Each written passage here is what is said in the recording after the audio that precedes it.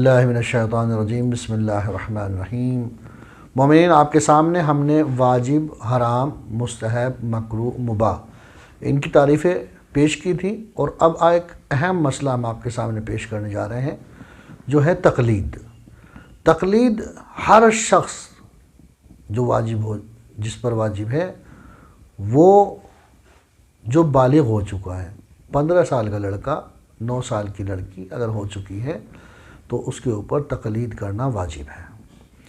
تقلید اہم فریضہ ہے، بغیر تقلید کے کوئی بھی عمل قابل قبول نہیں ہے۔ لہذا تقلید کے معنی پیروی کرنا اور نقش قدم پر چلنا ہے، لیکن یہاں تقلید سے مراد ایک فقیہ کی پیروی ہے، یعنی مکلف اپنے کاموں کو مجتہد کے فتوے کے مطابق انجام دے۔ جو مجتہد حکم کرے، جو مجتہد فتویٰ دے، اسی کے مطابق اپنے کاموں کو انجام دینا چاہیے۔ جو شخص مجتہد نہیں ہے اور احکام شریعہ کو قرآن اور سنت کے ذریعے حاصل کرنے کی صلاحیت نہ رکھتا ہو، اس کے لیے ضروری ہے کہ کسی مجتہد جامع الشرائط کی تقلید کرے۔ عام طور سے اکثر افراد کی شرعی ذمہ داری تقلید ہی ہے، کیونکہ بہت کم افراد کے لیے اجتہاد کا امکان پایا جاتا ہے۔ بہت مختصر سے لوگ ہیں جو مجتہد ہو پاتے ہیں۔ وہ مجتہد جس کی لوگ تقلید کرتے ہیں اس کو مرجع تقلید کہتے ہیں۔ مرجع تقلید کے کچھ شرائط ہیں جو ہم آپ کے سامنے بیان کریں گے۔ اجمالی طور سے جو مجتہد کے شرائط ہیں وہ یہ ہیں: مجتہد عادل ہو، مجتہد زندہ ہو، مرد ہو، بالغ ہو، عاقل ہو، شیعہ اثنا عشری ہو، حلال زادہ ہو، اور احتیاط واجب یہ ہے کہ مجتہد عالم ہو اور دنیا دار نہ ہو، یعنی لالچی نہ ہو۔ یہ شرائط ہے کہ جو مجتہد کے شرائط ہیں۔ ان کی ہم وضاحت بھی آپ کے سامنے کر دیتے ہیں کہ مثلا عادل سے مراد کیا ہے، زندہ سے مراد کیا ہے، تو اس کی وضاحت ہم آپ کے سامنے کر دیتے ہیں تاکہ آپ اس کی طرف متوجہ ہو جائیں۔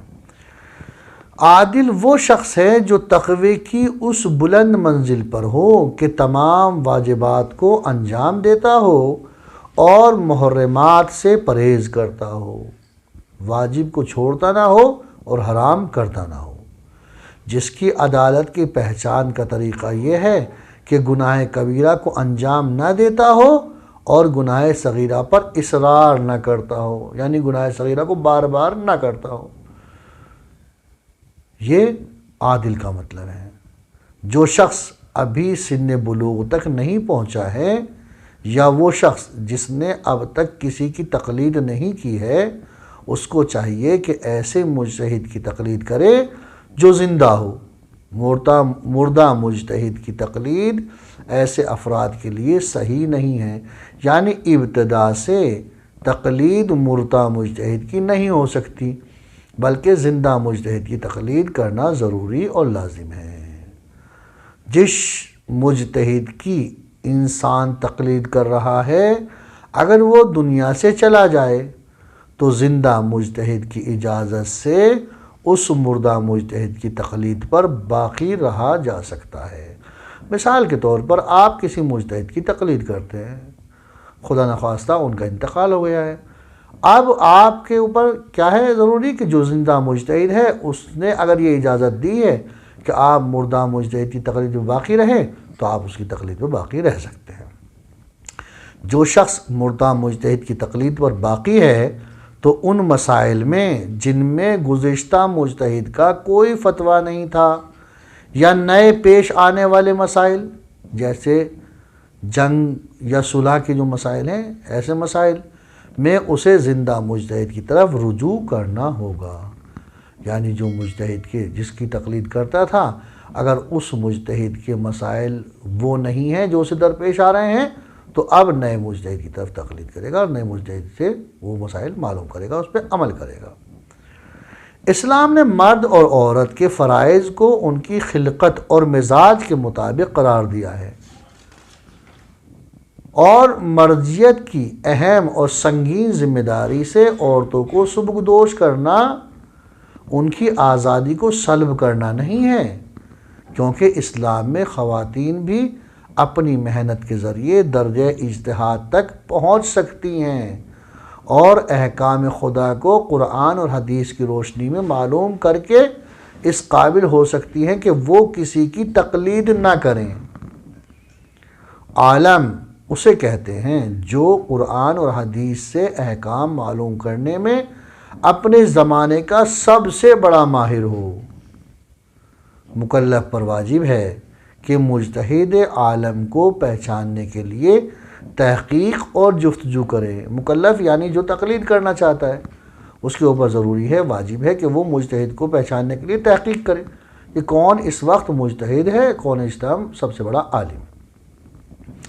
انسان تقلید کے سلسلے میں بالکل آزاد ہے اور کسی کا تابع نہیں ہے، یعنی اگر شوہر کسی کی تقلید کر رہا ہے تو یہ ضروری نہیں کہ اس کی زوجہ بھی اس کی پیروی اور اتباع میں اسی کی تقلید کرے، اسی مجتہد کی تقلید کرے، بلکہ اگر وہ کسی دوسرے مجتہد میں ضروری شرائط دیکھے تو اسی کی تقلید کرے گی۔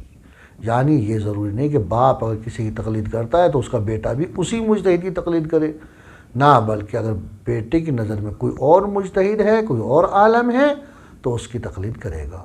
لہٰذا تقلید کے لیے ہمیں جستجو کرنا چاہیے، تلاش کرنا چاہیے، اور تقلید کرنا ضروری اور لازم ہے۔ وصلی اللہ علی محمد وآلہ الطیبین الطاہرین۔